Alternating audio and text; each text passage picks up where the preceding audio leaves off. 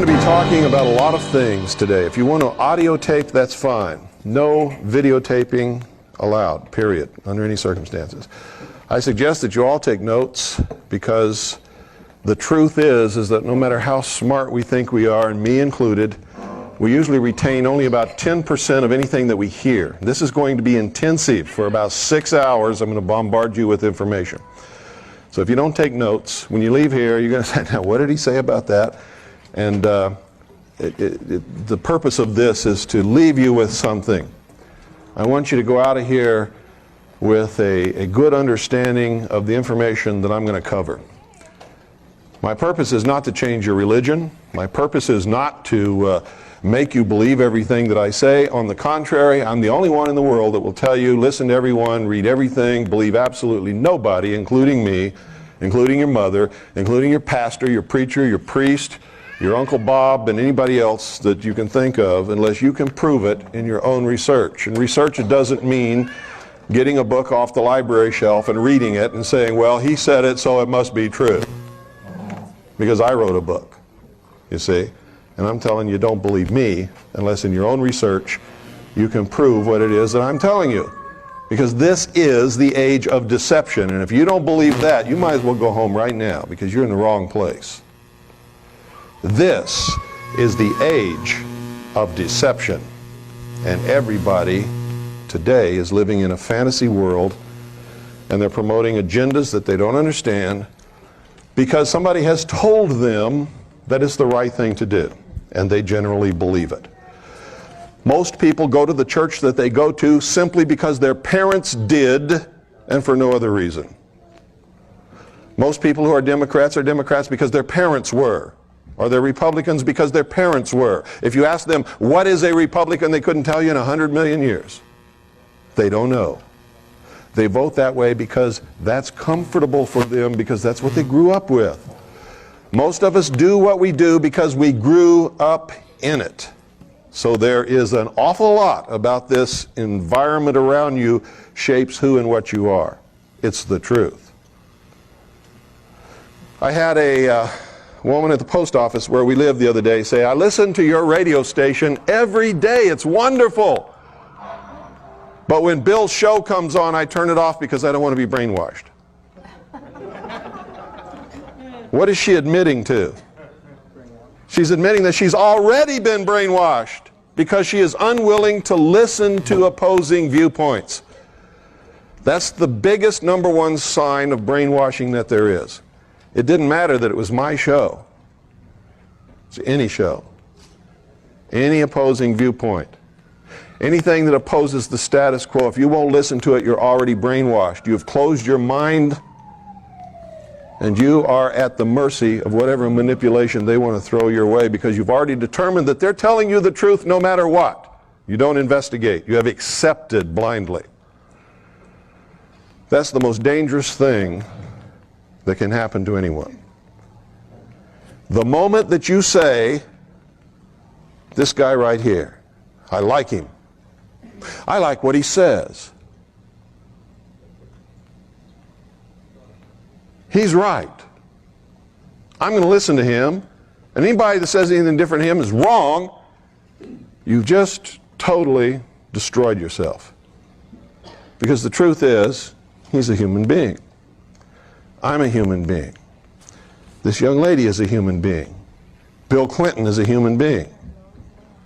Okay? When you mistake people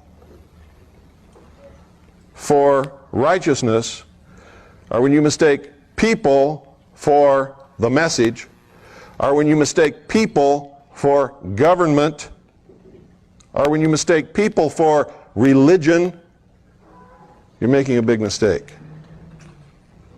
Because people, for the most part, are a big mistake. Does everybody understand what I'm trying to tell you? We are subject to temptations. We are subject to our own carnal desires, lusts, and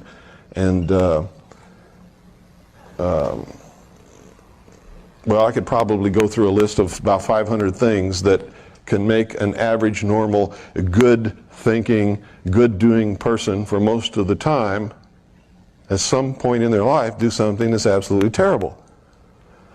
Most of us are here and not in jail because most of us, when we did whatever it was that was so terrible in our life already, and everybody here, without exception, has done something like that, we got away with it, didn't we? Okay. The concept that imperfect men can rule imperfect men is absolutely ludicrous. The concept that you can give someone power and they're not going to abuse that power is also ludicrous. It is wrong for us to ever get into that kind of thinking. And the more power you give someone, the more opportunity they have to abuse or misuse that power. And the easier it is to fall into temptation for them. Now, I got to tell most of you right now, I don't like Bill Clinton any more than you do, but it's wrong. It is absolutely wrong of us to judge Bill Clinton. What we can say is we don't want him as president.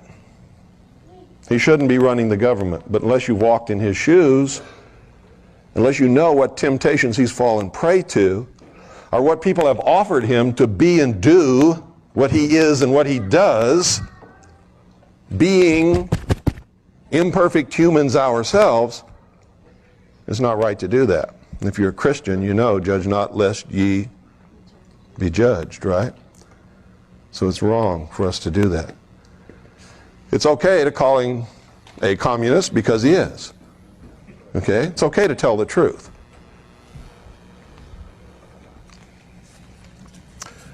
Truth is what I'm all about. And believe me, sometimes I get caught in the deception just like everybody else, but it's not as easy to catch me in the deception as it is to catch most of you. Because I've been caught too many times, and I learn from my mistakes.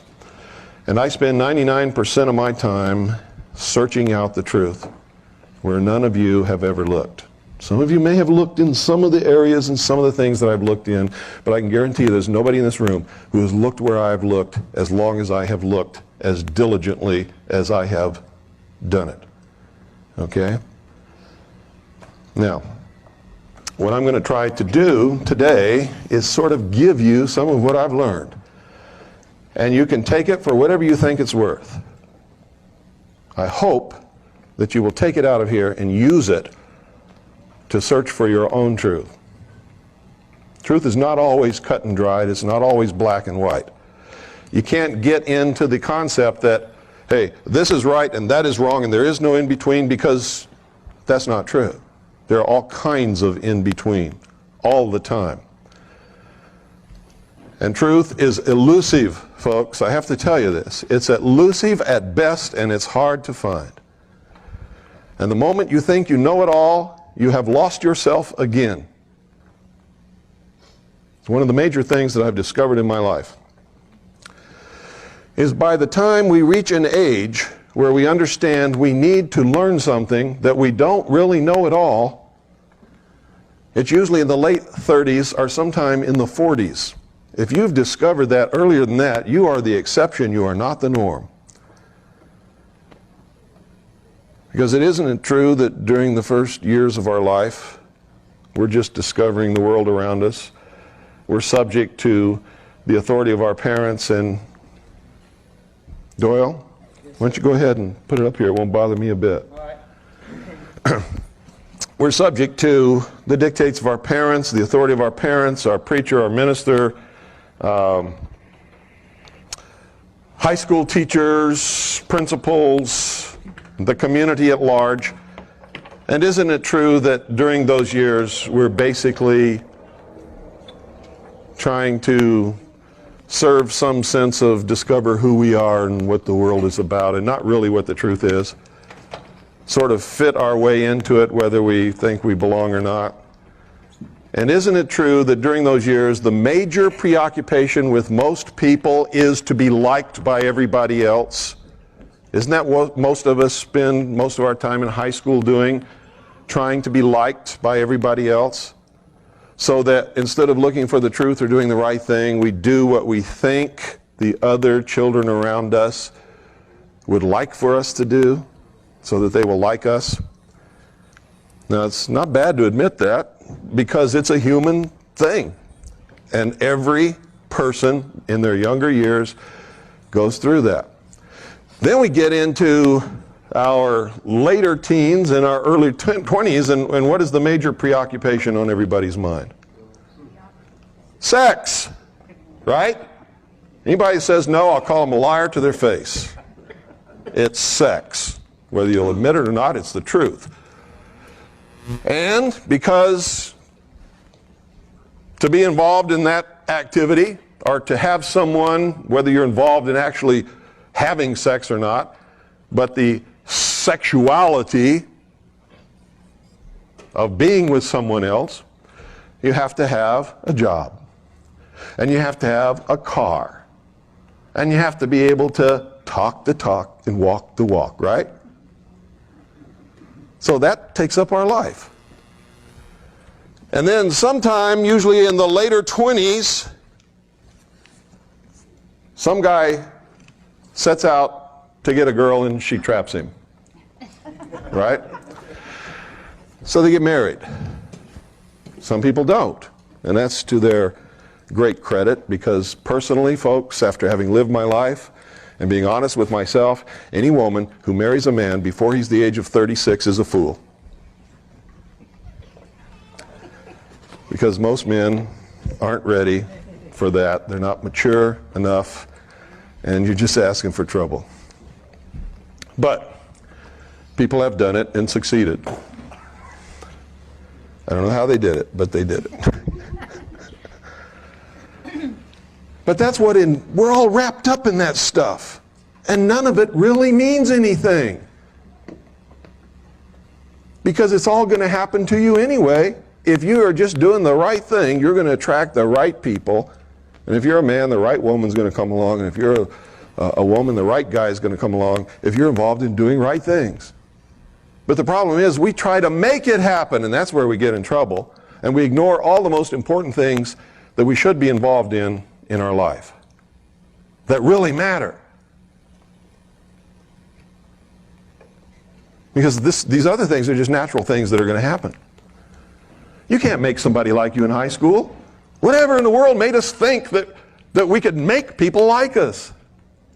If we just go along and do what we're supposed to do and just be ourselves, people are going to like us. But we think we have to make it happen.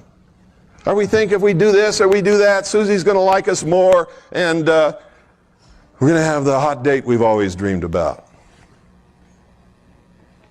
Well, you might, but as soon as Susie finds out that it's all phony, it's all going to fall apart anyway, right? Okay.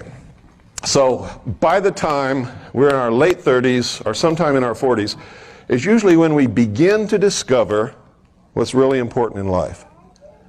Now, if you don't believe that, look around in this room and look at the age of everybody in here. See, if I was lying, this room would be full of 16-year-olds and 20-year-olds and 25 years old, but it's not, is it? What's the average age of everybody in here? Late 30s and 40s, right? So I'm telling you the truth, aren't I? By the time we reach that stage, if we make a concerted effort to learn everything that we need to know and begin to really do the right things, we don't have enough time left. That's why I devote every single moment that I have in my life to this. Because there just isn't enough time. And even if I do the very best job that I can possibly do, I can't complete the task that I need to complete before I'm going to pass on into another reality. And so it's so important to me that you get something from me and take it and continue with what I'm doing. The whole nation needs to be doing this.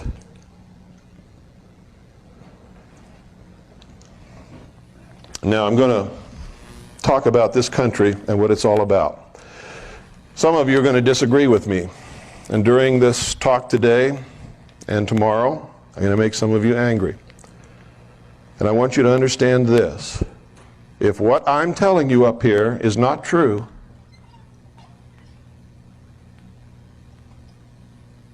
it's not going to bother you.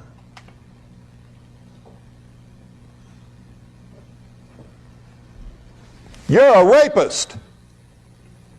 Did that bother anybody in here? Anybody get bothered by that? No. You know why? Because there's no rapists in here. If I said, you're a rapist, and somebody got up and started yelling at me and ran out the door, you'd know I hit somebody, wouldn't you? Okay. On my radio show, I use the term sheeple a lot. I can always tell when I hit the targets, boy, I get the letters. How dare you call me a sheeple? That person wouldn't have wrote that letter if that person wasn't a sheeple. Because they would have known I wasn't talking about them, right? Only the person that the arrow hits gets angry. So the reason I'm telling you this, if you find what I'm talking about disturbing, I'm hitting you with some truth that is bothering you. That's really bothering you, and you need to look at it really closely. Because it wouldn't be bothering you if it wasn't true. If it wasn't pinging on you personally with something that you know inside of you is not right, it's not going to upset you. And that's the truth. Okay. There are a lot of people who are extremely critical of my radio broadcast because they say I spend too much time on symbology and history and the mystery religions and all of these things that they write me letters and say, I don't care about that. It doesn't mean anything. Why don't you get into some nitty-gritty? Well, they don't understand that is the nitty-gritty. He who does not study and understand history is doomed to repeat it. And the same play has been being performed throughout the history of the world by what we call the builders, the controllers, the puppet masters, whatever you want to call them. And I'm going to start right at the beginning and tell you exactly who they are and how to identify them. Okay? Because there really are puppet masters. There really are controllers. There really are builders, but they're not engaged in building buildings. They're engaged in building people. They're building what they call the perfect race. They're perfecting humanity in order to control nature. They're building the utopian world that they perceive that we need. I say, who's we? We who? You didn't ask me about this. You know? And that's the problem with these guys. They have placed themselves in an elitist attitude to tell the rest of us what we need. And the truth is, we don't need them to do that. Okay? They haven't got the right to do that. They think they do, because they think we're just a bunch of stupid cattle. And I got to tell you, for the most part, most people prove them right all the time. Not intentionally, but because the knowledge, the truth has been withheld from the people. And that's how they manipulate people, is by withholding the truth and controlling them with the lies. Okay?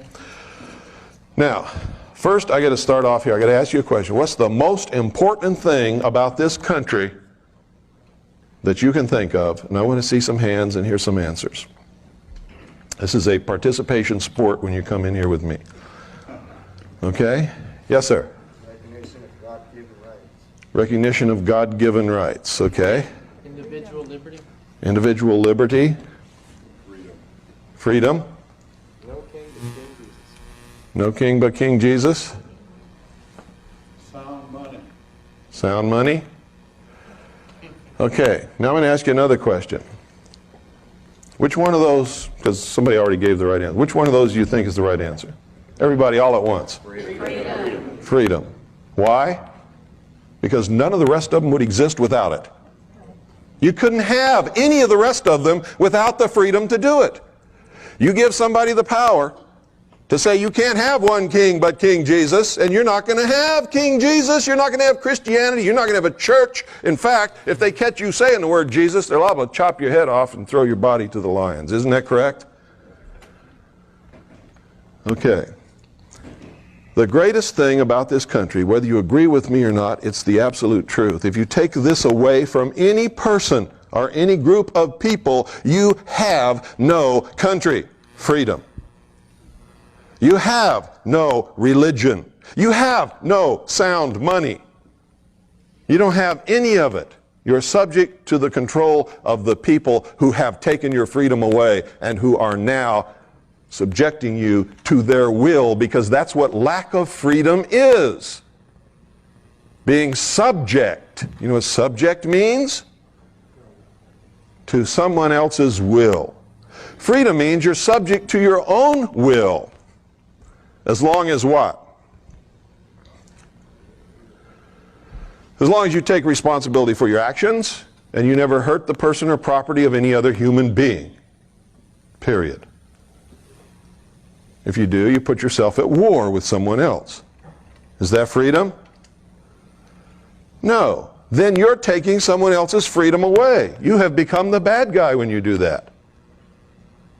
How many of you have heard of Dave Emery? Talk show host. KGO, San Francisco. Anybody? The other day he called me that famous fascist. Do I sound like a fascist? No. But you see, that's part of the manipulation. Because Emery has a one-track mind. Pardon? He has a one-track mind. No, he has an agenda, is what he has. One-track mind, the way he thinks. Yeah. He's not really thinking, he's fulfilling an agenda. He has an agenda, he's a socialist. He doesn't want people to listen to me who tell you that freedom is the most important thing in the world, because socialism can't have people walking around saying things like that. Because socialism doesn't give you freedom. They want you to think it does. Aren't they trying to bombard you with the delusion that liberals are for freedom? Liberals are for socialism.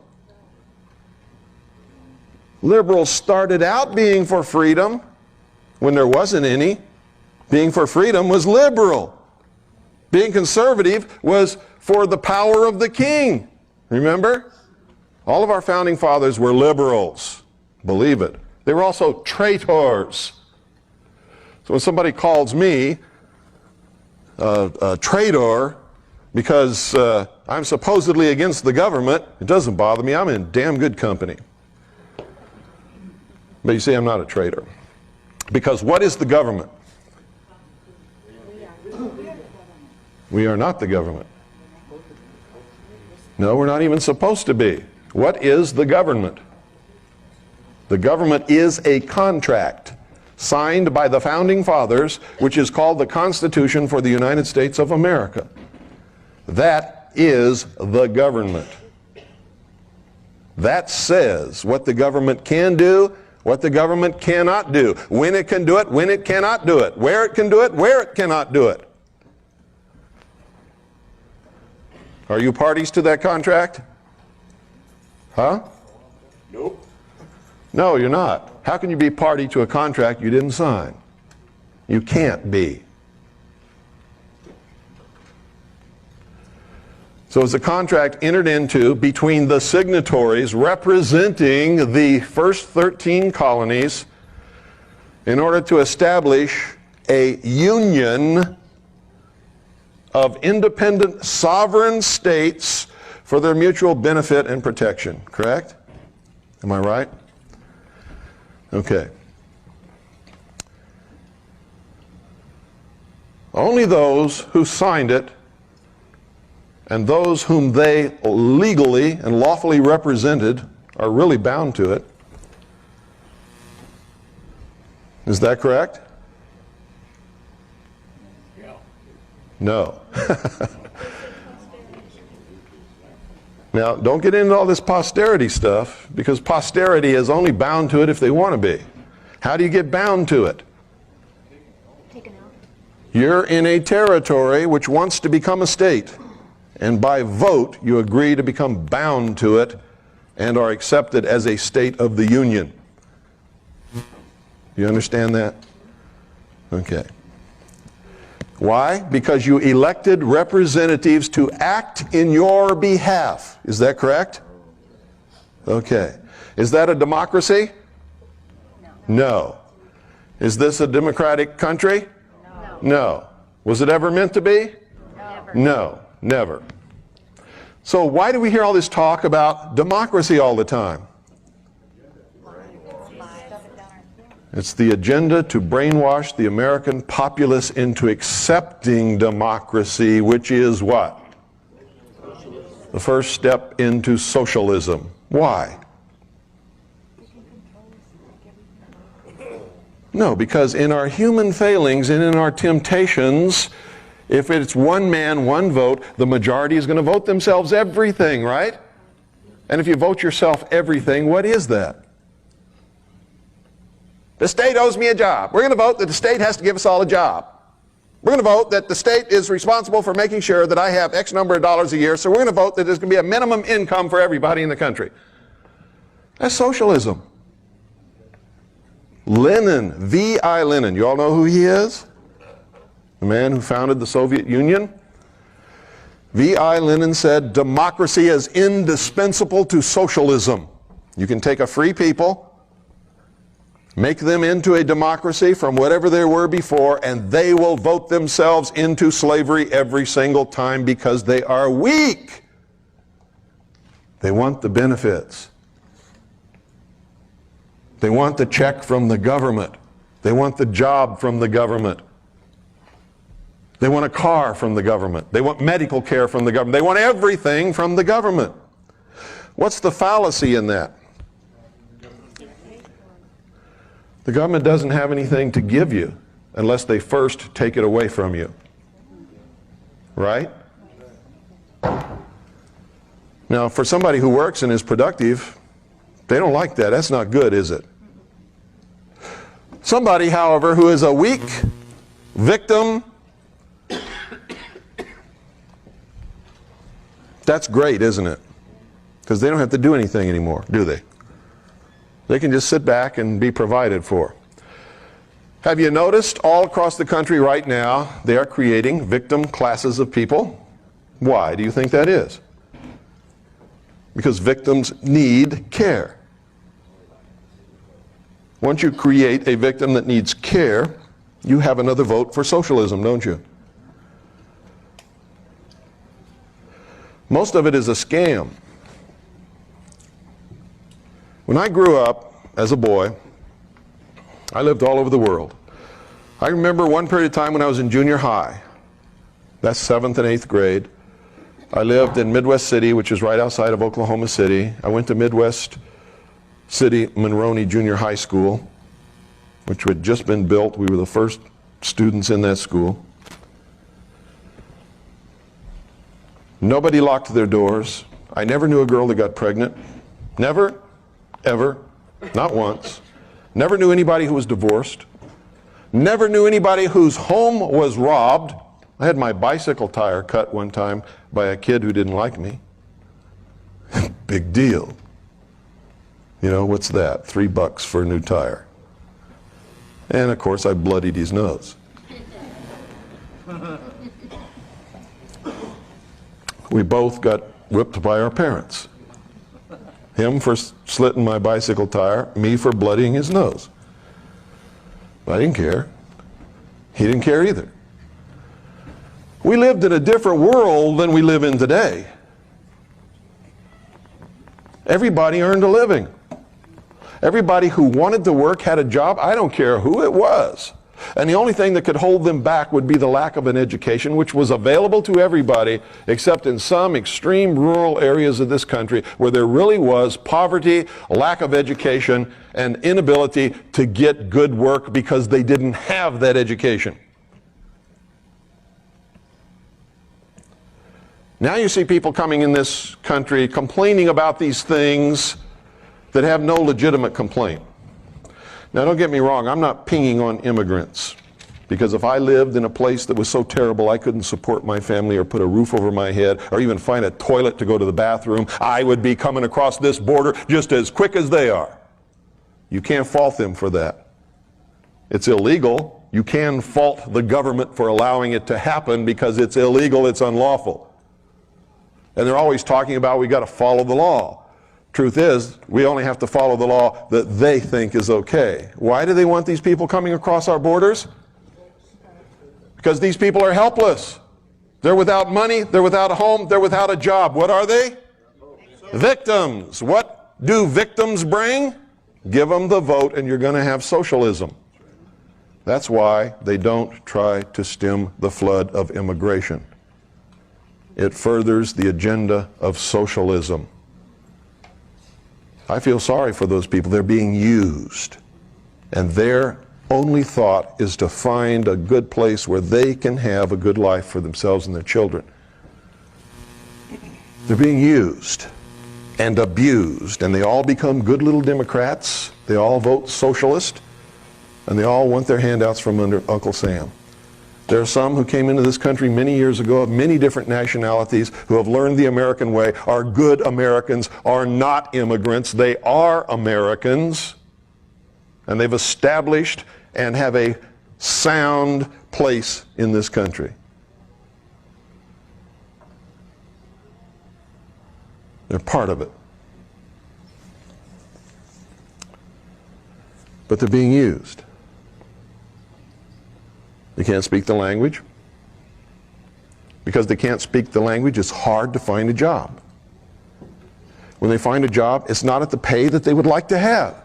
So they look to the government to solve their problems. Does everybody understand what I'm telling you? You've often wondered, why is it that they don't do anything about this flood of immigrants coming across the border? And I'm not talking about just Hispanics from Mexico, Central and South America. I'm talking about from all over the world.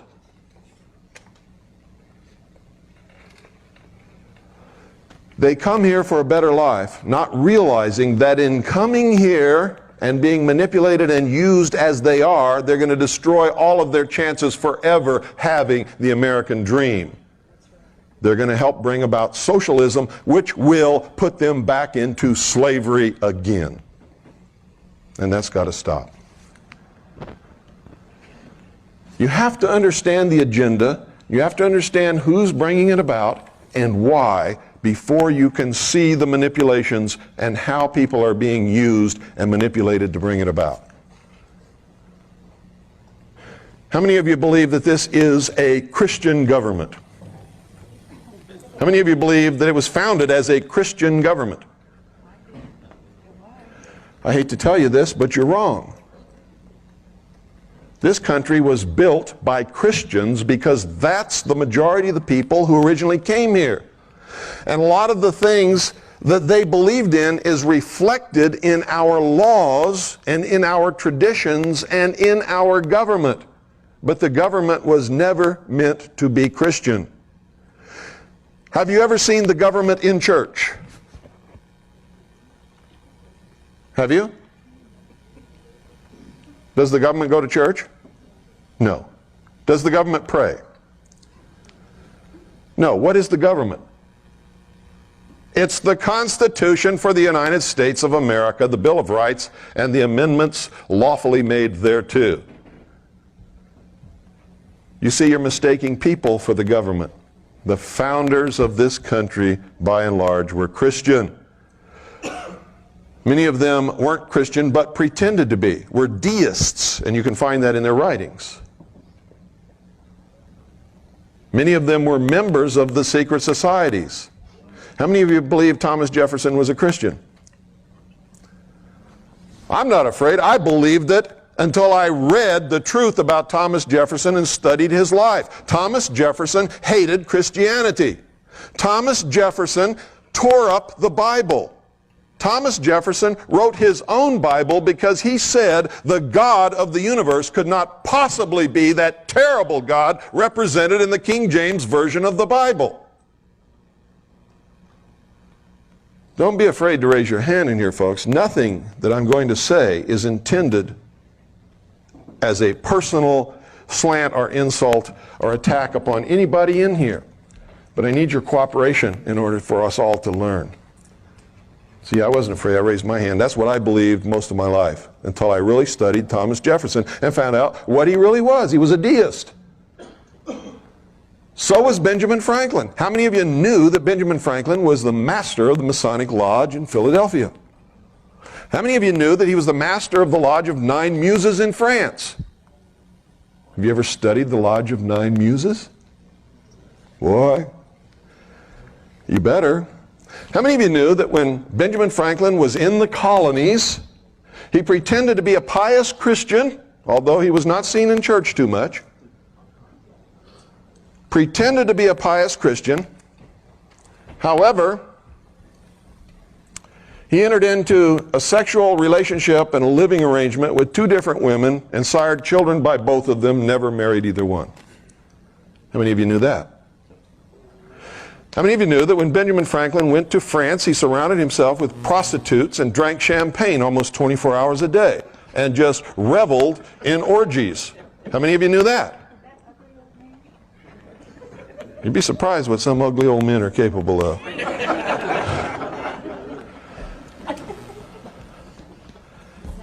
See, these are things you don't know because you were taught something different, and it makes you uncomfortable to hear what I'm telling you, only for the reason that you've been taught something else and you've been reared with it and you've accepted it. It's hard to let go of something that you have learned and accepted that is not true. You don't want to let go of it because then you have to give up your comfort zone. How many of you know that George Washington was a Freemason? How many of you know if you're a Freemason, you cannot possibly in your wildest dreams be a Christian? It's absolutely impossible. And I can show it to you in their own words. So how could George Washington be a Christian? And you don't even know the slightest, teeniest bit about his real involvement in the secret societies.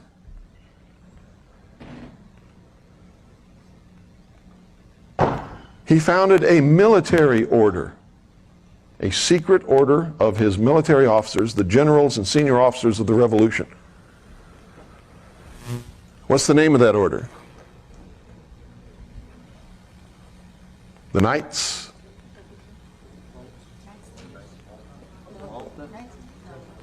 of Cincinnatus, also known as the Knights of the Golden Circle. What sprang out of the Knights of the Golden Circle many years later? The Ku Klux Klan. How many of you knew that? No, see, you don't know these things because you're so willing to accept that what you know is right without investigating. And until you break out of that mold, I'm going to tell you right now, you're never going to know anything about the truth of this country, who founded it and why, and where it's going, what's happening today, and what the consequences are going to be for us down the line. You see, all of this has happened over and over and over and over and over again throughout the history of the human race. These people know how to lead us wherever they want us to go because they study history and we don't. What was Rome? What was Rome? A republic? What kind of republic? A constitutional republic. They had a constitution. Did you know that? It was a republic. Did you know that? What happened to Rome? It fell into oligarchy, and then into dictatorship, then into rampant immorality, and socialism declined, fell, and became the Vatican. Anybody here doubt that? I can prove every word of it. The Roman Empire never fell. It changed its name. The emperor became the Pope. This is the truth. The old pantheon of Roman gods became the pantheon of saints, and they are identical in name and everything else. Now, I'm not trying to hurt Catholics. I'm not saying that you belong to the wrong religion. I'm not telling you to change your religion. I believe in freedom. I'll fight for you to be a Catholic or a Buddhist or a Baptist or whatever you want to be. But when you come to talk to me, I'm going to tell you the truth about all of it, whether you want to hear it or not. And the only way to escape that is to get away from me. Okay? We are all manipulated. All of us. Do you have the freedom to choose your religion? Do you? Well, it depends upon a few things. So, however you answered that, whether you answered it loudly or quietly, you were right. Doesn't matter. If you were reared in a family that did not indoctrinate you into any religion, then by the time you reached the age where you could be responsible to make your own decision, yes, you could choose your own religion based upon honest study. If you're a child and your mother is Jewish, what are you?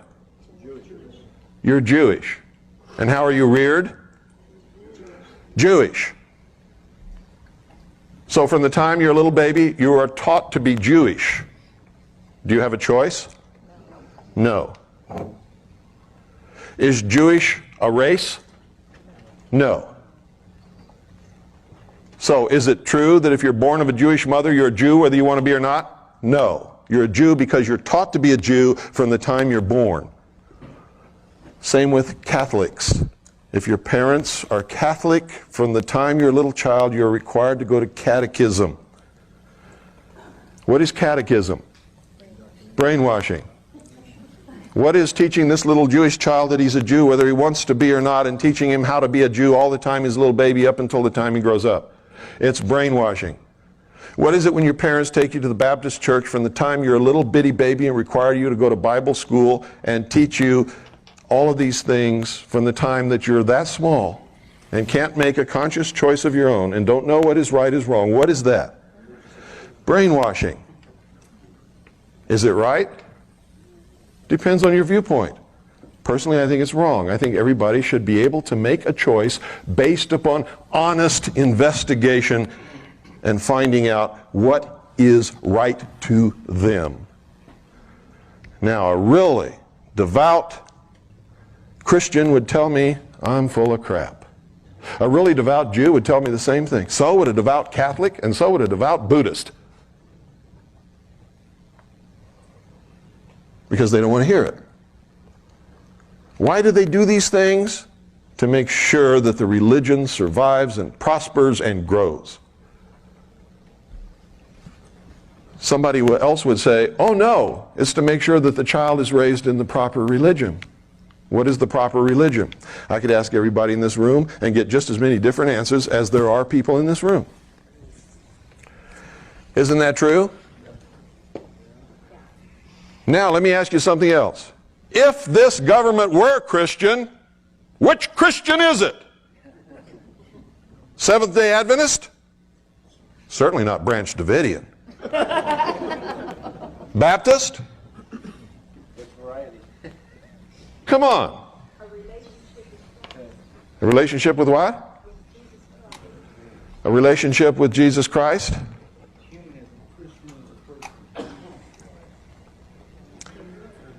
Can you have a country that is Christian and have freedom? No. What if in 100 years the majority of the population changes their religion to Buddhist? Now, what kind of country is it?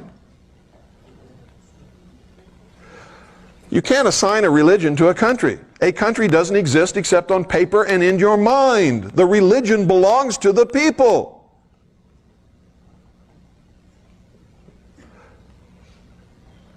Does everybody understand that? Let me show you something here. How many of you have seen this?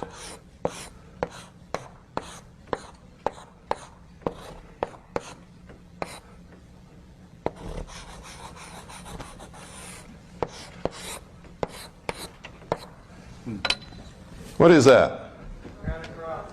Where have you seen it? Pardon? Where have you seen that? Jehovah's Witnesses, that's true. Where else? How many of you watch Pat Robertson? You don't recognize that? He had that for a long time. It's the symbol of what great Christian broadcasting network? Who's on TVN? Huh? What does it mean?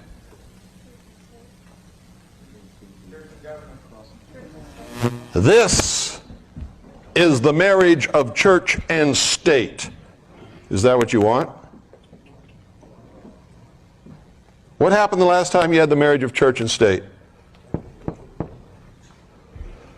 Anybody who disagreed got what?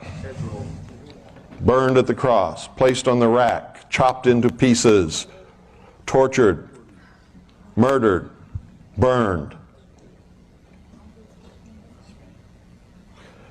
Now don't get me wrong, I believe in freedom. If that's what you want, you're entitled to want that all you want. But I got to tell you, you try to bring this into being and I'll fight you with everything I've got. Because I don't believe in burning people at the stake. I don't believe in placing them on the rack. And I am a Christian. I don't believe in persecuting Jews because they're Jews, because they killed Jesus Christ, because I guarantee you there's not a Jew living on the face of this earth today that even knew Jesus Christ, much less killed him. That's what's called what? Corruption of blood. Our Constitution forbids corruption of blood, doesn't it? Because it's wrong.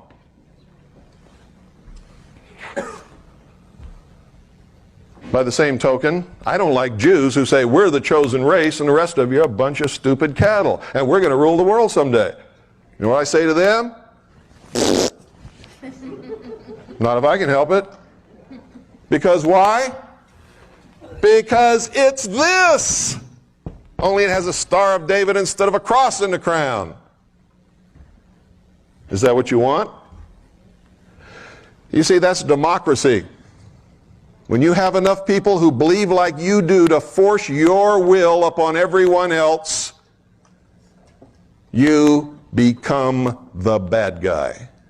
What does freedom say? What is freedom? The right to choose. As long as I don't hurt the person or property of any other human being, I can believe what I want, go to whatever church I want, be whatever I want, read whatever book I want, do whatever I wish, and do it abundantly and with prosperity. And without freedom, I couldn't do any of it, neither can you. When you ask for this, you're asking for enslavement. And right now, you might be the slave master, but who's going to be in charge 50 years from now? That's the uncertainty about these things. You might be on top now, but just wait a little while. It never fails. If you study the history of the world, you'll find whoever the oppressed is today will be the master tomorrow. A lot of what's happening in the world today is because this happened yesterday. Make no mistake about it, everything that is happening in the world today is because of race and religion and the persecution caused by those two different things throughout the history of the world.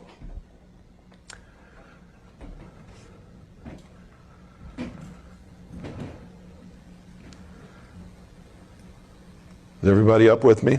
I know that some of you don't agree with me. That's okay. I'm not telling you you have to. But I want you to go out of here thinking about these things and think about what is it that you really want. You want to be free so that you can be what you want to be and worship where you want to worship? Or do you want to cause a situation whereby you're in charge so that you can force your will upon everybody else so that they'll get pissed off enough to overthrow you and do the same thing to you? Because that's exactly what that brings about. Exactly, it's never failed. Study history, you'll see. It's the truth. So, gee, if our founding fathers were deists and they were members of the secret societies. And some of them were masquerading as Christians, and some of them were just flat weren't Christians, weren't masquerading at all. Why did they create this country? They came here to create a new world, not a country. How many of you really read what they wrote?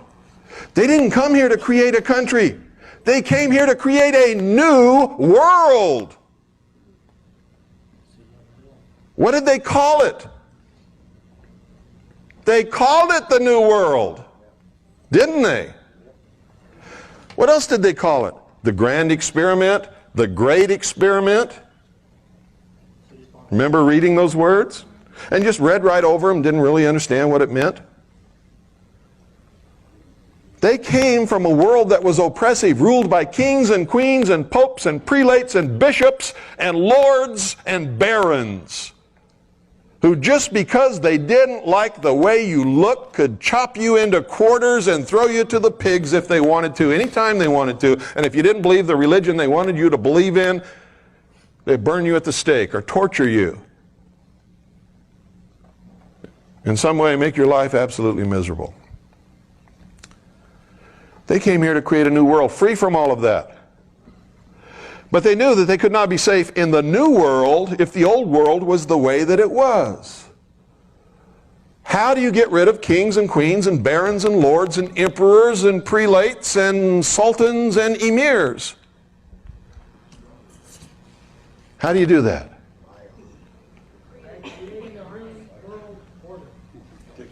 That's exactly right. A new world order. From the beginning, that was the goal, ladies and gentlemen. That's the absolute truth. From the very beginning, that was the goal. What do you think New World means? What do you think it means?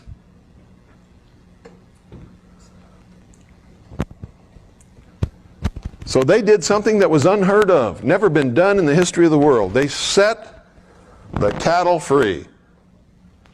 They said, you're not really a serf. You're not really a slave. You're not really as dumb as they say you are. You're not really a bunch of cattle. Now you're free men. You got brains. We're even going to write this contract to guarantee your freedom. But we know you won't keep it because you're human. And they wrote about that, didn't they? Didn't they tell us all the ways that we would give it up? Didn't they write about it? Didn't they warn us over and over and over and over again in all of their writings? They knew we would give it up because we're human, and they were geniuses who understood human nature probably better than any single group of men that's ever lived throughout the history of the world. They understood it perfectly. What did Ben Franklin say when he came out of the Constitutional Convention after everything was signed, sealed, and delivered? Somebody said, "Hey, Ben, what have ye wrought?" See? A republic, if you can keep it.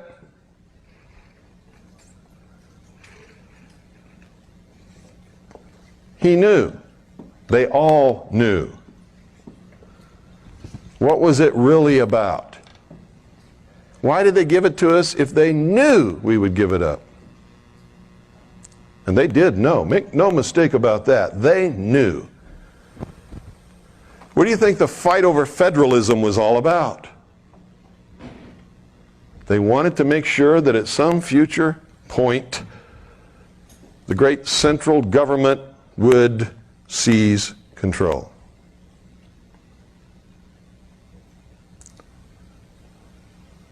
And they even pretended to fight over this.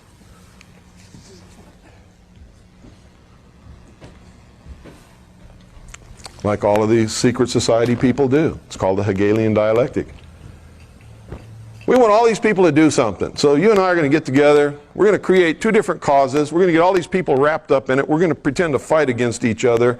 And this fight is going to bring about the conclusion that we really wanted in the first place. And they're all going to think that it was done accidentally by them, and we didn't have anything to do with it. How many of you understand the concept of Hegelian dialectic of manipulation of political resolutions? If you don't, you'd better read Hegel and you'd better study it, because that's what's happening.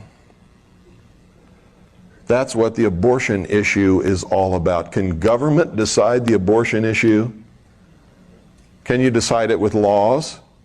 If you could, everybody would obey the law, there wouldn't be any issue, would there? The Supreme Court has already made the law, haven't they?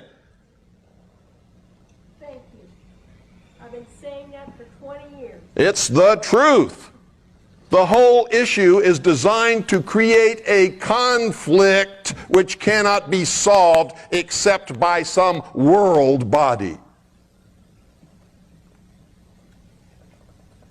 What do you think the ozone holes are about? How many of you understand the ozone holes? How many of you don't? Okay, it's about time somebody explained it to you. Because this is one of the biggest cons going. And what's it designed to do?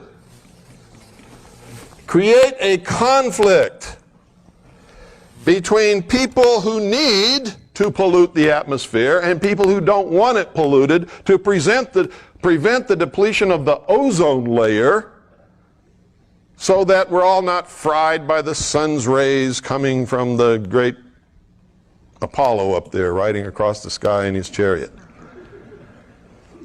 And by the way, if you want confirmation of what I said about the Founding Fathers, if you really believe that they were Christian, go look at the city that they laid out from the air.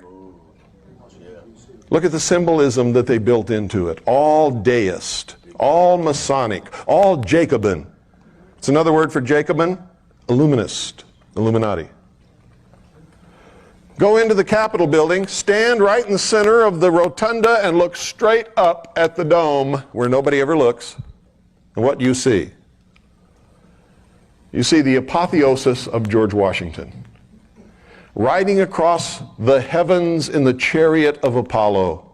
Who is Apollo? George Washington. He's become God now. And around the perimeter of the Capitol dome, you see all the old gods of the Roman pantheon. They're all there. Zeus, Mercury, Prometheus, all of them. What's that doing on the inside of our Capitol dome if this country is a Christian nation? Can you tell me that? No. And you never will be able to in a million years unless you turn around and admit the truth. The truth is it never was intended to be. The people in government for many years have been Christian. Are they now? Most of the people in our government now are not Christian, and that's part of the problem today. They have no morals, no ethical standards of behavior, and therefore anything goes. They're a pack of pathetic, chronic liars, which is the sign of a socialist every single time. Socialism believes in what? The supremacy of the mind of man, not in God. Anytime man has supremacy over everything, everything becomes what? Subjective. If you're God, how can you do something wrong? And that's the whole problem with this crowd now. They don't have anybody to answer to. You see, whether you believe in God or not, the human race must have God. They must have a superior power to which they must answer. If they do not, then everything becomes subjective, and if I want to slice your head in half, by God, there's nothing wrong with me doing it because I'm God. You understand that? That's really what's wrong. When man has nothing or no one to answer to, man can do no wrong, can he?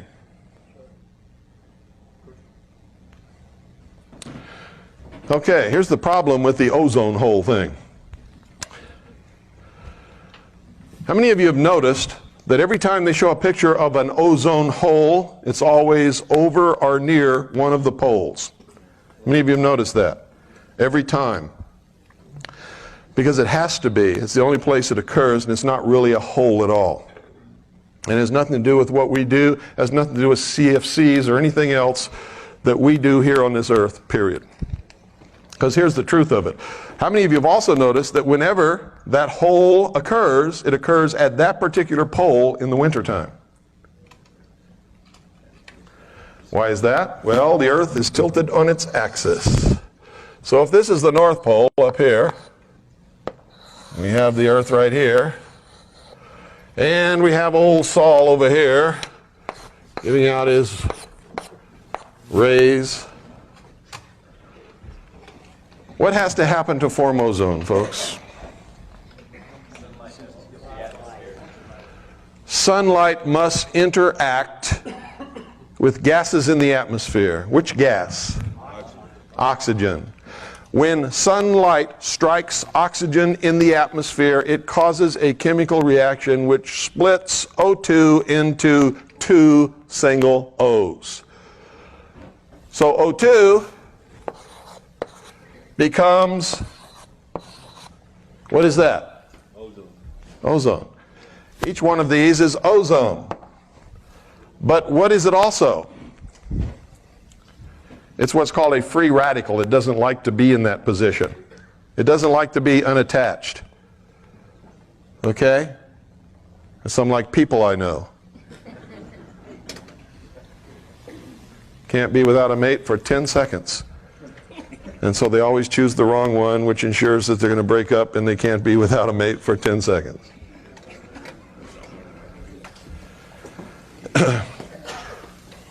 Believe it or not, most of us go through that little period. We think we have to be with somebody all the time. Not true. Okay. These, because they're free radicals, they don't like that state of being, don't last very long. As soon as they find something to latch onto that they can oxidize, they will. Or as soon as they can find another free radical of oxygen, they will form once again O2. Or if they can find another radical of oxygen and an atom of hydrogen, they will form water. They don't like being apart. So ozone doesn't exist very long after it's created anyway. It's in a constant state of creation and attaching itself to something else and disappearing. So ozone is in a constant state of flux, becoming and unbecoming all the time. And it's caused by the sun rays interacting with oxygen in the atmosphere. What do we call that layer? There is no such thing as an ozone layer. What is it called? Because what are these? These are ions. Ozone is an ion of oxygen. Okay? It's called the ionosphere. So why don't these freako-environmentalist liars call it what it is, the ionosphere? Because it would be the truth, and we can all prove that the ionosphere is not disappearing. It's where ionization of gases takes place due to interaction with the sun's rays. Energy from the sun. Everybody understand that? So instead they say, there's an ozone layer. Oh, really? Can you taste it? Can you touch it? Can you feel it? It's the ionosphere. And this whole thing is a hoax. Because here's what happens. As sun streams toward the earth, you can see down here at the South Pole where they're having summer, sun's rays are hitting all over the pole, aren't they? But up here, they're not hitting a portion of the pole. At the pole that is experiencing winter, what do they have there that's unusual about the rest of the earth? They have 6 months of darkness. There's 6 months when the sun's rays are not hitting that part of the earth or the earth's atmosphere. And so there is no interaction between the sun's rays and the oxygen in the atmosphere, and so what is absent? Ozone. Is it a depletion of ozone? No, it's just a place where the chemical reaction does not take place. It is absolutely perfectly normal. And when the earth moves around to the other side of the sun, and the southern hemisphere is then experiencing winter because the sun is then over here, the hole jumps magically from the North Pole to the South Pole. And all of the CFCs that we are leaking and using on the face of this earth have magically migrated to one spot over the pole where nobody's leaking anything and depletes all the ozone right there. You see, if this was really true, where would the holes be? Los Angeles, London, Tokyo, there's a biggie. Phoenix, right? Do you know that the state of Arizona is the only state in the whole 50 United States that knows this and has passed a law saying, screw you, we know there's no ozone holes, we'll use CFCs all we want, and we do.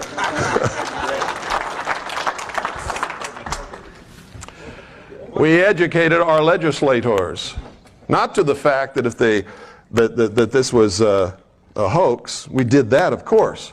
But even though they knew it was a hoax, they didn't want to go along with it until we put pressure on them saying, hey, we're not going to support this scam, period. This is a scam, and you know it is. We put political pressure on them that they were going to lose their jobs unless they did what we wanted them to do. And so they did. Now, we don't always get our way in Arizona, because why do you think it's called Phoenix? And the Valley of the Sun, and the Sun Devils. That's all out of the mysteries. Phoenix is a Masonic city, if there ever was one, on the face of this earth.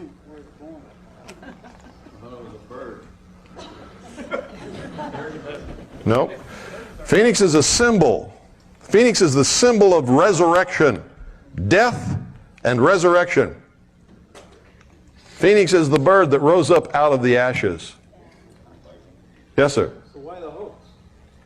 Why the hoax? What is the end result of the hoax? What do you have to solve this problem?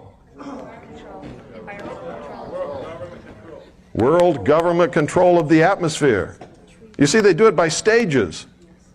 Give them the atmosphere. What do they want next? The biosphere, maybe? How many of you know about the biosphere? Do you know that the UN inspectors were just at Yellowstone National Park and determined that there has to be a buffer zone around the park? So the National Park Service is buying up private land and kicking people up off their land and closing roads to make this buffer zone, which will be absolutely off limits to any human habitation, occupation, or use forever, to protect the environment within the park. Do you know that this is just one little step toward seizing all of the wild lands, wildlife, natural resources, metals, and minerals up on the earth under the control of a one world government? Did you know that it's all been outlined in treaties for years? So why aren't you upset about it? What are you doing about it? What are you upset about it? I am. What are you doing about it? Silence. Keep electing Einstein and Boxer back in office. Yeah. Who's...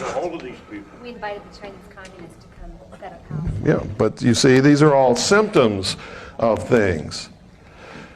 It's the symptom that we're being controlled by some very, very smart manipulators who understand how to make us do their bidding, even though we may not want to.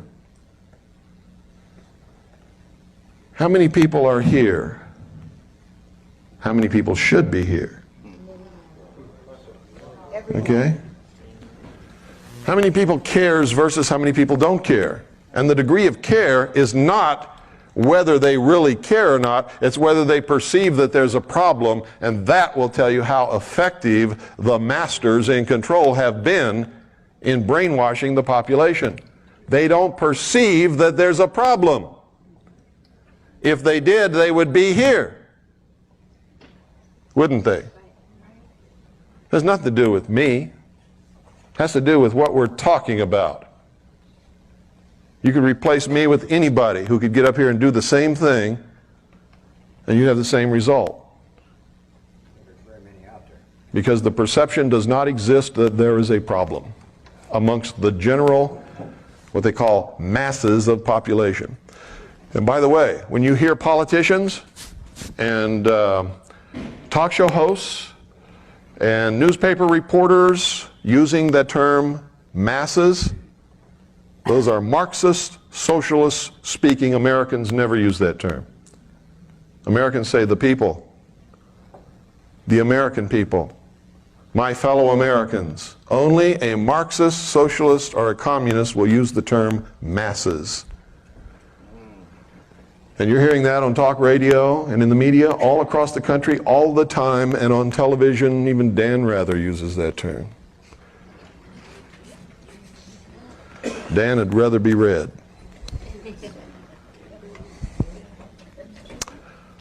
Okay, are you beginning to get sort of a feel of where we're going and what this is really about and how important it is that we understand it? And understand this, I'm going to say it one more time. I'm not trying to change your religion or what you believe or anything. I'm trying to confront you with some truth in the hopes that you will use that information and that truth in order to come up with some decisions and some actions on your part so that we can change this. Turn it around. There is only one uniting common bond amongst all Americans. What is it?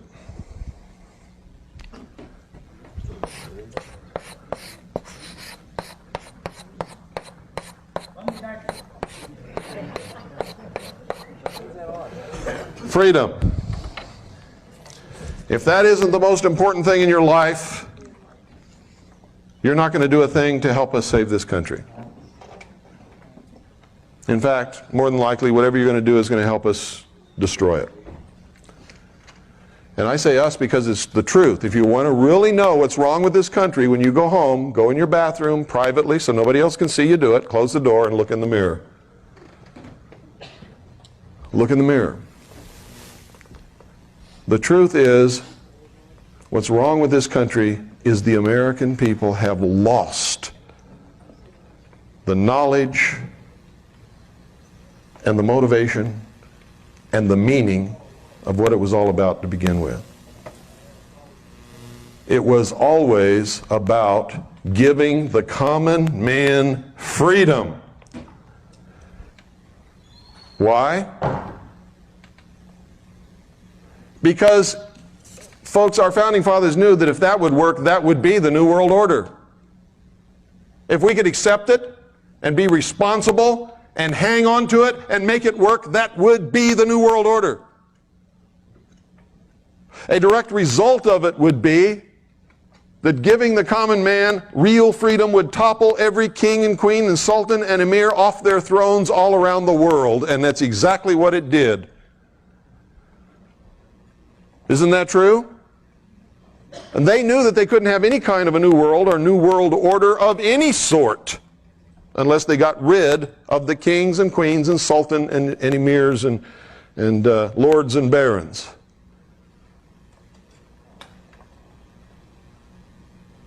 That's why they called this the grand experiment. Because that's what it was. If it would work, it would be the New World Order. If it wouldn't work, it would be whatever they thought that it should become. You know what they think it should become?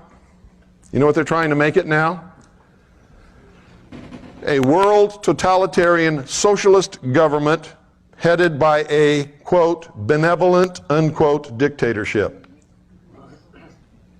They're going to present you with a Messiah. The whole world will accept this person as a Messiah. You can call him the Antichrist, whatever you want. I don't care.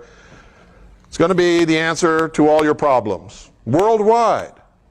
And the whole world is going to bow down to this person. Whether you believe in Christianity, the book of Revelations, or not, I'm telling you this is what's going to happen because I've talked to them face to face, and they don't even hide the fact. That person will wear the throne of the world. Behind that person will be a council of what they call wise men who will really be the rulers. This poor guy is just going to be the fool they stick out there to take the brunt of the public wrath whenever it's necessary. And you can knock him off if you want to. They just put somebody else up there. That's why I've said over and over and over again, So what if you impeach Clinton? So what? Who's going to take his place? Huh? Al Gore. And if you bump off Al Gore, who's going to take his place? Whoever else they want to put up there, because you don't have a choice. You think you have a choice? You don't have any choice, even if you vote. Because the choices that they give you to vote on all belong to them. Why do you think Charles Collins and Rosemary could not get in the debates? Could not get on ABC, NBC, the communist news networks, or any of the rest of them? Why do you think the American people were never shown them as a choice? Because you're not going to get a choice. They will put 2 or 3 up there for you to vote on. All belong to them. They'll even make it like they're really against each other. They'll make you believe it. They'll even throw you some trash about one of them, so maybe you won't vote for him, thinking the election's fair because, that's not a moral person.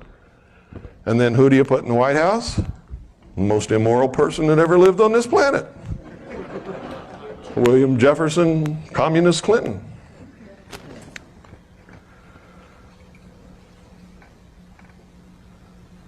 You don't have a choice. That disappeared a long time ago. There's not a nickel's worth of difference between the Democratic and the Republican Party, and hasn't been for an awful long time. And it doesn't matter which one is in the White House, we still go toward the New World Order, don't we? We still go more and more into socialism, don't we? But if they were truly different, that wouldn't happen, would it? So, I guess that, what time is it? Anybody got the time? 2:30. Let's take a very short break. Let's hold it to 10 minutes because I've got an awful lot to cover, folks. Thank you very much.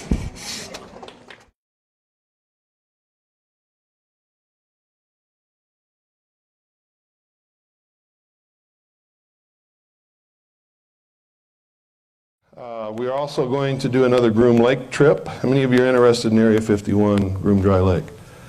That's going to be almost the entire subject of tomorrow's lecture. We're going to do an awful lot about that tomorrow. It's one of the major manipulations that's going on. It's something everybody is curious about. It involves tremendous technology and a lot of mystery, and it's extremely interesting. So, pardon? That's going to be in August. Let me see, June, July, August. I think it's the end of August, around the 1st of September. Is that Labor Day? Labor Day. It's going to be over the Labor Day weekend. We'll be going there. Is anybody here who went the last time with us? Gary. Stand up and tell them about our Groom Lake trip, Gary. We went there mostly just to visit Bill. We didn't think to see UFO. And on July 4th, they were doing a lot of dog fights, so that was fun. That was worth it by itself. And then we got to see a lot of tapes and a lot of research work Bill had done. That was really fascinating. But the July 4th evening, we saw some fun. And the most exciting one was the one that was in the opposite direction of which we were looking. We were looking over Groom Lake area. And they were testing behind us because they knew we were there. We were all kind of tired. And I think it was 2:30 in the morning, some little kids said, hey, what about that over there? Up towards Ely, probably like 60 miles away or so. Yeah. We got to watch the dance for a while. It was really fascinating. If we would have stayed at Rachel, though, we could have seen all 5 of them. Apparently there were 4 of them at low altitude that we couldn't see. And from Rachel you could see up that valley, so we could have seen all 5 of them. And the guy that told me that was the Air Force nuclear physicist that was doing the tech thing. Yeah. And he said he should have stayed here and had some more time. Did you have a good time? I had a great time. Just keeping up with you was tough. How about the people that came? All really nice people. Fantastic people. Only the best people ever come to our activities, and I'm not exaggerating at all.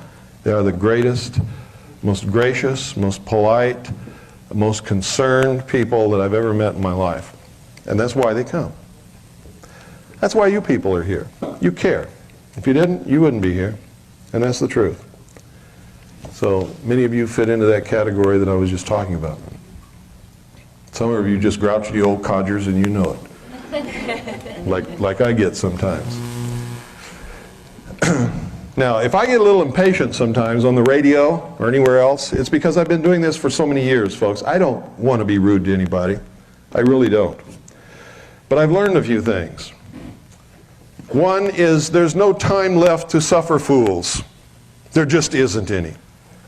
So if I'm confronted with a fool, I just let them know it, get it off my chest, get rid of them as quickly as I can, and hope that that is enough of a shock that maybe they'll get out of their foolishness. Okay? Because there just isn't any time. We're going down the tubes on a roller coaster. There is no time to tell you all that you are brilliant, wonderful American people, and that, you know, with people like you, we don't have any problem. We're going to turn it around right away and, you know, pass the hat and put some money in there and hoorah. Bullshit. It ain't true, and I ain't going to tell it to you. You're never going to hear that from me. We're in this situation because all of us, me included, we're dummies for most of our lives. And unless we change that, we are never going to turn anything around. And that is the cold, hard truth, whether we like it or not. And we all, at some point in our life, have to go in the bathroom, confront our own self in the mirror and say, Bill Cooper, you've been a fool for most of your life. What is the matter with you? You've got to stop it right now. You got to stop being stupid. You got to become a real American. You got to care about things. You got to find out what the truth is so you know what to care about. And it's hard to say. I know because I've done it. I couldn't be up here if I had not confronted myself in that manner. You've got to do that. You have to do it. If you can't make a change. You'll never understand. You'll always be saying, well, I ain't no sheeple. I ain't no fool. I know everything. I know what America is. Okay, just hope that I'm not around when you say those things. Okay. There's lots of things that you can do, that you need to do. But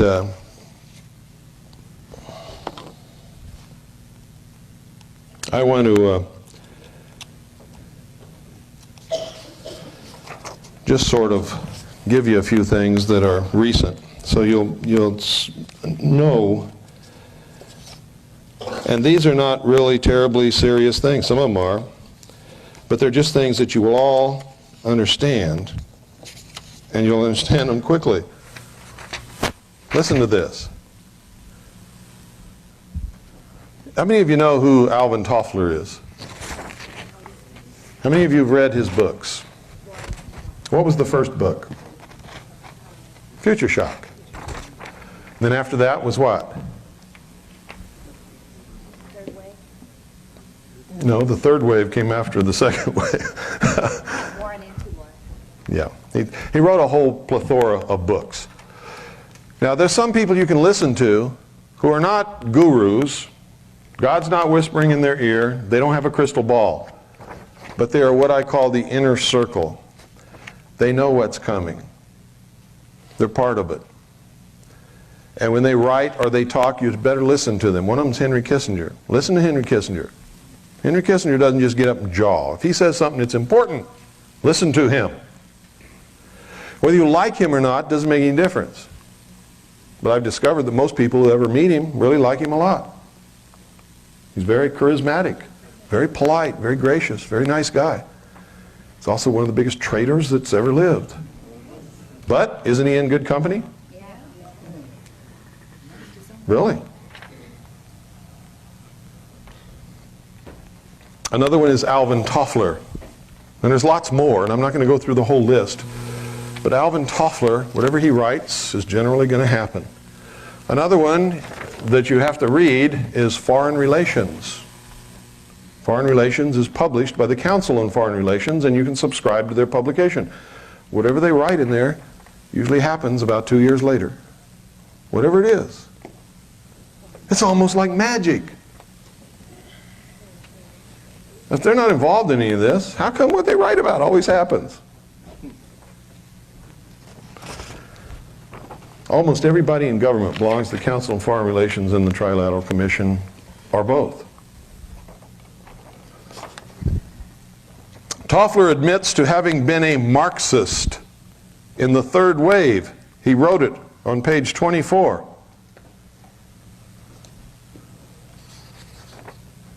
Now, when a socialist admits that they were a Marxist, what does that mean? They still are.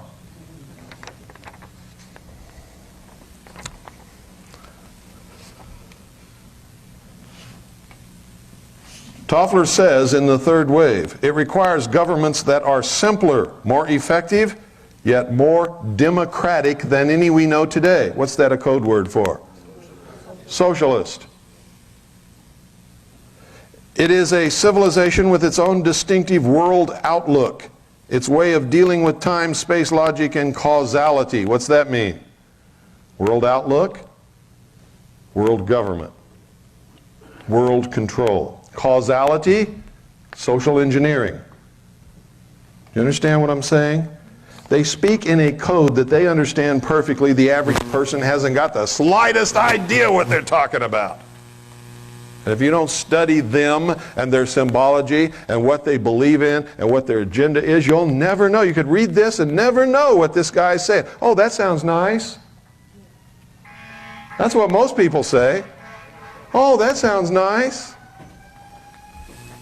Doesn't it sound nice in a way? Yeah. But if you really understand it, it's not nice at all.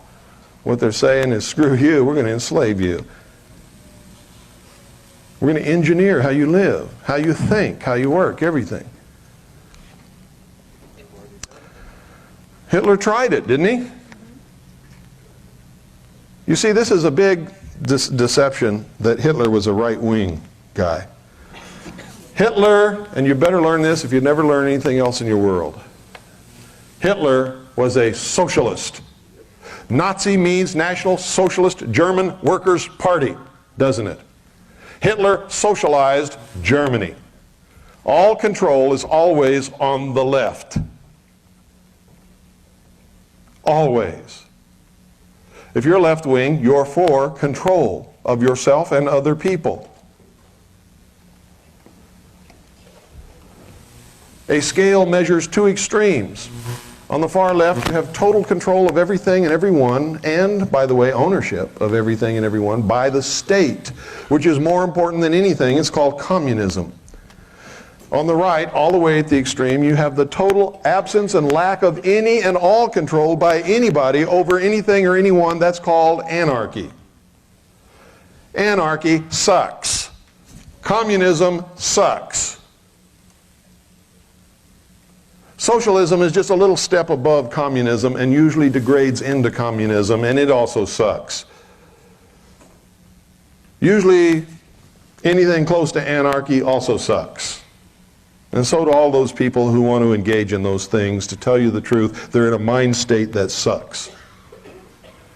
A constitutional republic is somewhere in the middle of these two extremes and provides safeguards to protect individual freedoms and creator-endowed liberty. Whether you believe in God or not, if you don't understand that freedom and liberty must be creator-endowed, then you are opening the door for somebody to take it away from you because they don't have to answer to a creator. You understand? So even if you don't believe in God, you better start. If you want to stay free. If you want to stay free.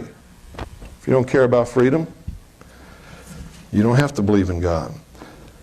You see, there must be something that human beings answer to protect us from ourselves. Because the minute we become God, how many of you in here want me to be God? I don't want me to be God either. Because I know who I am. I know the temptations that I'm subject to. I have seen what power can do to people, and I might fall prey to that same corruption that would allow me to use that power wrongly. Even Jesus Christ, if you're a Christian, was tempted. What was it that Satan offered him? The world. What is it these people are after? The world. Jesus turned it down. They're not gonna. If you were to give me the world, you know, I'd be hard put to turn it down, because then I could make it the way I want it to be. Is it the way I want it to be, the way you want it to be? You don't know that. You don't know, and that's the big problem. Why would you even want to take a chance? I'm a pretty good guy. But you don't want to take a chance on giving me the world or anybody else. You don't want the world. You don't want vast amounts of power, because you're a human being, and power will corrupt you and destroy you, and you will use it to destroy others. And that's the truth of the matter. You don't want it.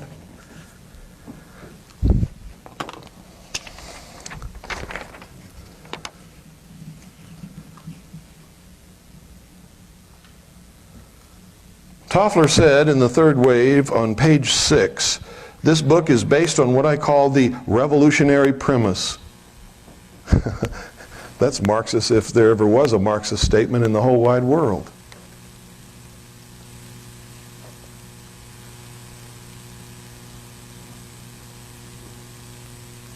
Here's also what he says on page 9. Now, if you don't understand the ordo ab chaos technique, order out of chaos. By the way, that's the motto of the 32nd degree of Freemasonry. Ordo ab chaos. We'll just devolve everything into a state of chaos, and out of that we will bring order to the world the way we want it. And everybody will get down on their knees and thank us for restoring order and security to their lives. And they will be willing to give up anything to us for that favor. Quote, in the United States today, as in many other countries, the collection of second and third waves creates social tensions, dangerous conflicts, and strange new political wave fronts that cut across the usual divisions of class, race, sex, or party. All the old polarizations and coalitions break up. End quote.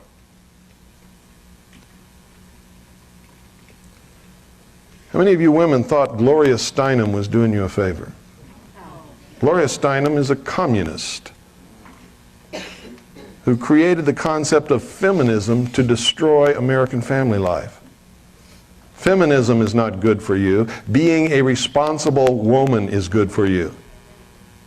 Being a good person is good for you. Whether you choose to do it in business or in the home doesn't make any difference to me. And yes, you should get equal pay for equal work. And yes, you should have the vote and all of this other stuff. But feminism? Feminism is war between women and men. It was created intentionally to destroy the basic unit of freedom in this country, and that's the family.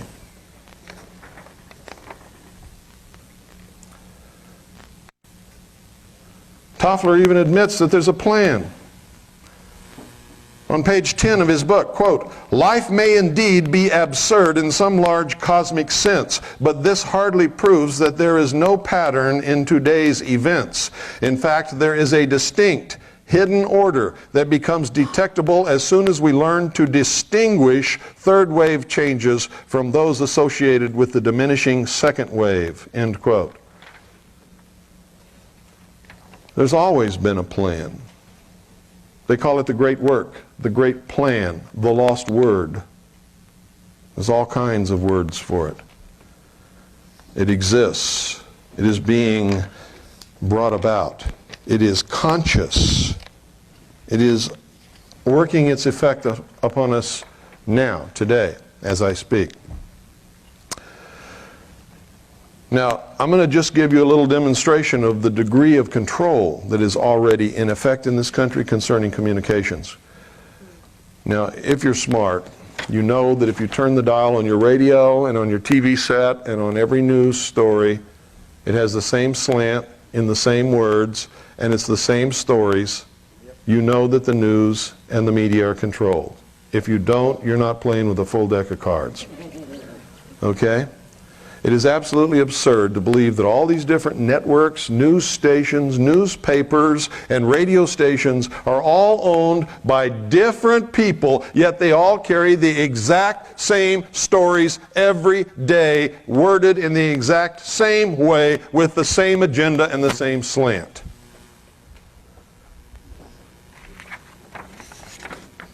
You see, if they were all separate and independent, that could never happen in a million years, because no two people ever attach the same importance to the same event or the same slant on the same story unless they're handed it.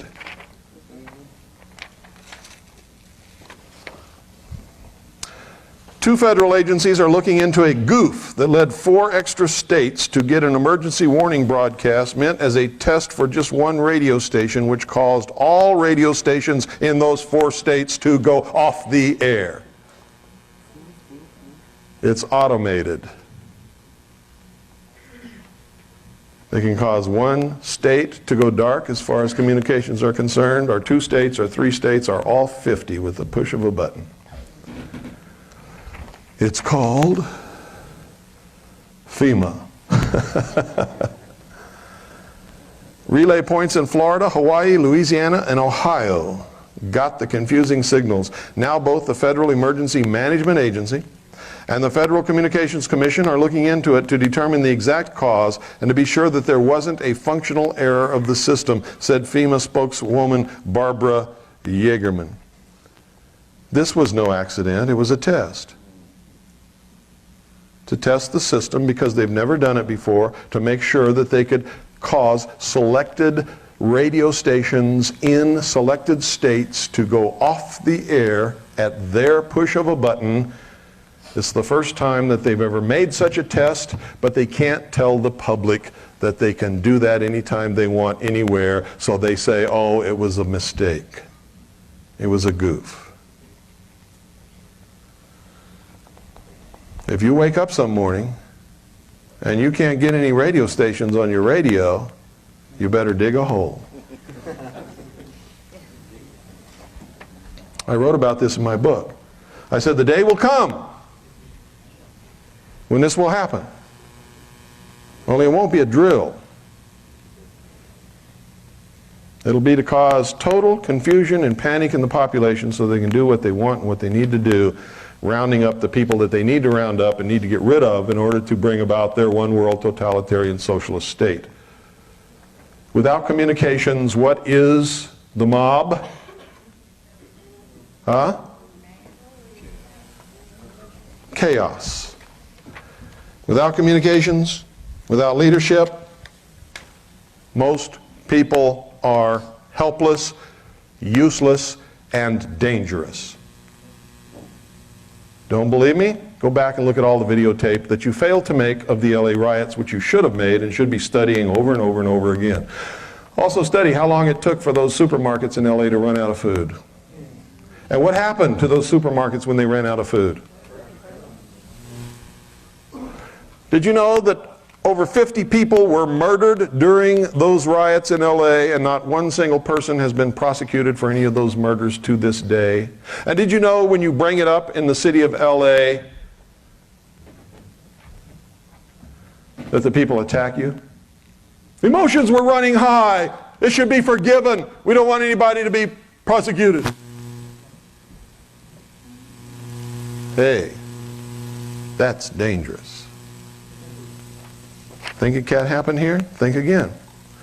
Some of the people you've lived around all your life, when society breaks down, will turn into your worst enemies, the baddest people you've ever seen. They will kill, rape, murder, and steal. Right now, they're nice people. And I got to tell you, you can never for sure determine who in the world's going to do what when that kind of stuff happens. You just can't. You don't know. You can't really determine who's going to stand up and fight for freedom when they suddenly realize that they're going to be enslaved by this new world order. Some of the people will surprise you. Some of the people who tuck their tail and run will also surprise you, because they're some of the people who are standing up right now talking and squawking the loudest about how hard they're going to fight. You'll be amazed at who comes out of the woodwork to really fight and who runs and hides and turns squealer and rats on everybody when it does. But don't make the mistake that you can determine who's going to do what now, because you can't. The only reason I can make this statement is based upon solid research of history, because this ain't the first time it ever happened. Nor is it going to be the last if the human race has anything to do with it. We've been doing this since the beginning.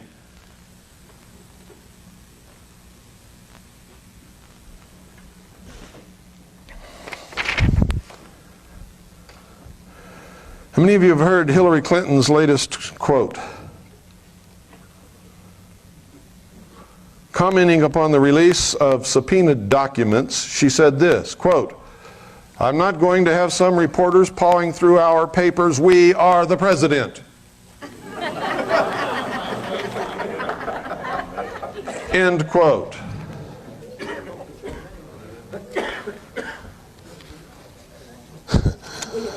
How many of you voted for Hillary?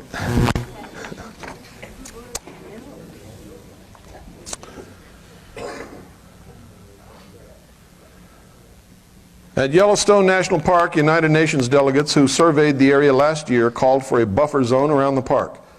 So the Park Service is choking off the local economy by refusing to maintain certain highways and by buying up any property available. Of course, there will be plenty available as more and more owners are denied the use of their own private property, which causes businesses to shut down and economy to slow. Blah, blah, blah, blah, blah, blah, blah. Closing it off. Buffer zone means no human occupation. Now, what started this? How did they target Yellowstone Park and for the American public to be able to accept that? Remember hearing about a mine up there that was polluting everything? What was the name of the mine? Huh? I heard it. New World. Don't be bashful. The New World mine. You think that's an accident? No. Who do you think went up there and staked out the claim and started mining the New World mine to pollute everything, to cause this to happen? Huh? You think some miner went up there and staked it out and decided to name it the New World mine? You see, these people are arrogant. They love to flaunt what they're doing in our face. They like to slap us with it because they think we're so stupid. And like I said earlier, most of the time, most people tend to prove them right. They laugh at us, constantly laugh at us. Look at those fools. We got to stop that.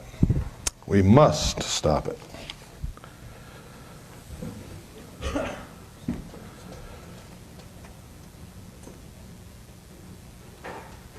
Cleveland radio officials were baffled after a botched test of the government-operated emergency alert system disrupted programming on all local stations, went off the air simultaneously.